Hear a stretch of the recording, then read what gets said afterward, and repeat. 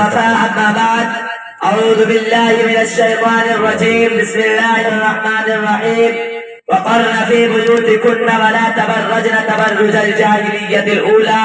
الأخ صدق الله العظيم وصدق رسوله النبي الكريم میرے محترم بزرگوں اور دوستوں ابھی میں نے جس آیت کریمہ کی تلاوت کی ہے اس میں عورتوں کو اپنے گھروں میں رہنے کی تلقین کی گئی ہے اور بلا ضرورت گھروں سے باہر نہ نکلنے اور بازاروں میں سیر و تفریح کرنے سے منع کیا گیا ہے، مگر اس کے باوجود آج عورتوں سے شرم و حیا کا جنازہ اٹھ گیا، بے حیائی و بے پردگی عام ہوتی چلی گئی، گانے باجے عام ہوتے چلے گئے، جگہ جگہ پر عیاشی کے اڈے قائم ہونے لگے، مگر افسوس صد افسوس علمولک بیماری میں مسلم خواتین جم کر حصہ لینے لگی، اسلامی تہذیب و تمدن کو ٹکرا کر یورپ کی تہذیب و تمدن کو اپنا لیا اور آج کپڑے ایسے استعمال کرنے لگی جس سے جسم کا سارا نشیب و فراز گمایا ہے، دوپٹے کو گلے کا ہار کا درجہ دے دیا۔ میرے دوستو اگر آپ ان کو شریعت اسلامیہ کے ترازو پر تولا جائے تو آپ ہرگز یہ نہ کہیں گے یہ تصویر ہے فاطمہ الزہرا کی یا پاکی ام کلثوم جیسی پاکیزہ سیرت کی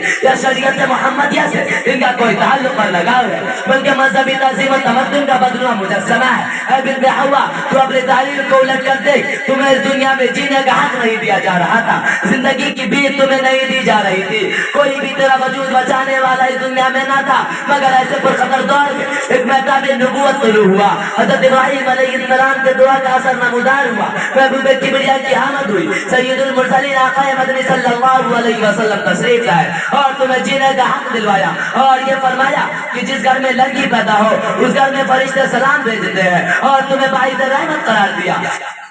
یہ ہے حضور صلی اللہ علیہ وسلم کا تمہارے ساتھ تصار و غمگساری کا معاملہ۔ اے بنت حوا سوچو تو صحیح، اے بنت حوا تو اپنے مقام و مرتبہ کو دیکھ، تو حسن کی پیکر ہے، تو پورے تہذیب و تمدن میں انقلاب برپا کر سکتی ہے، مگر تو اپنے وجود ہستی کو مٹا نہیں سکتی، تو گھر کی زینت ہے، بازاروں میں گھومنا تیرا زیبا نہیں، بازاروں میں گھومنا تیرا شیبا نہیں، تو تصویر ہے فاطمہ الزہرا کی، تیری سیرت میں سے ام کلثوم ہونی چاہیے۔ یہی وجہ ہے کہ جب تم نے اسلامی تہذیب و تمدن کو اپنایا تھا، یورپ کی تہذیب و تمدن کو چھوڑ دی تھی، صوم و صلاۃ کی پابند ہو گئی تھی، اور جب تم مثل خدیجہ الکبریٰ ماں بن گئی تھی تب تیرے بہت سے اولیاء اللہ پیدا ہوئے، محدثین پیدا ہوئے، مفکرین پیدا ہوئے، دین کے داعی پیدا ہوئے، نماز پڑھنے والے پیدا ہوئے، مگر افسوس کہ تم نے ان سب کو فراموش کر دیا۔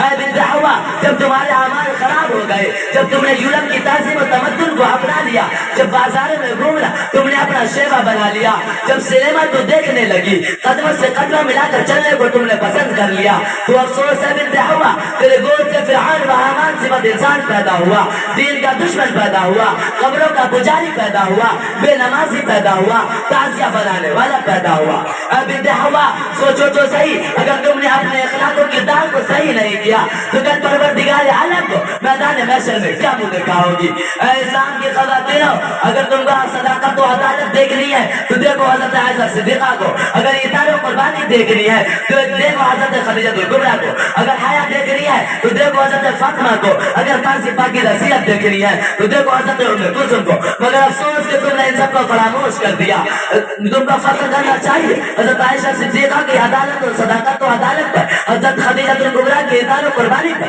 حضرت فاطمہ الزہرا کی حیا پر، حضرت ام کلثوم کی پاکیزہ سیرت پر، مگر افسوس کہ تم نے ان سب کو فراموش کر دیا اور یورپ کی تہذیب و تمدن کو اپنا لی۔ آج ضرورت ہے معاشرے کو اصلاح کی، آج ضرورت ہے صلاح الدین ایوبی کی، آج ضرورت ہے نور الدین زنگی کی، آج ضرورت ہے ٹیپو سلطان کی، آج ضرورت ہے محمد علی جوہر کی، آج ضرورت ہے شوکت علی گوہر کی، مگر سوال یہ ہے کہ یہ کیسے پیدا ہوں گے؟ تو سنو، اگر تم نے اپنے اخلاق و کردار کو صحیح کر لیا اور جب تم اسلامی تہذیب و تمدن کو اپنا لی اور جب تو صوم و صلاۃ کی پابند ہو گئی تو آج بھی تیرے گود سے صلاح الدین ایوبی پیدا ہوگا، نور الدین زنگی پیدا ہوگا، محمد علی جوہر پیدا ہوگا، شوکت علی گوہر پیدا ہوگا، ٹیپو سلطان پیدا ہوں گے، یعنی کہ ہر طرف سے دین کا ڈنڈا بجانے والا پیدا ہوگا، مگر شرط یہ ہے کہ تم کو اپنے اخلاق و کردار کو صحیح کرنا ہوگا اور اسلامی تہذیب و تمدن پر چلنا ہوگا، تب جا کر تم کو کامیابی و کامرانی نصیب ہوگی۔ اللہ تعالی ہماری ماں بہنوں کو ان سب پر عمل کرنے کی توفیق عطا فرمائے، آمین۔ وآخر دعوانا الحمدللہ رب العالمین۔